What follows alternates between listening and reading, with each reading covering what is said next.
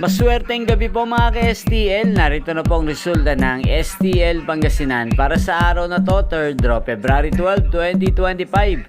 Araw ng Miyerkules. Naway ang mga natayaan niyo pong mga numero kanina ay manalo nawa ngayong gabing ito, 8:45 PM. Kaya kunin niyo na po ang inyong mga tickets. Narito na po ang resulta. Ang mga numerong nanalo sa STL Pangasinan ngayong gabing ito, February 12, 2025, 8:45 PM. Third draw result, 10 at 32 in exact order. Sa lahat po ng tumaya kanina sa STL Pangasinan para sa third draw ng 10 at 32, congrats po sa inyo, panalo po kayo. At ngayong gabing ito sa STL Pangasinan, atin pong i-shoutout si Kuya Randy ng Pangasinan na lagi pong nanonood sa channel na to. Shoutout po sa iyo Kuya Randy, gayon din si Kuya Eman ng Pangasinan.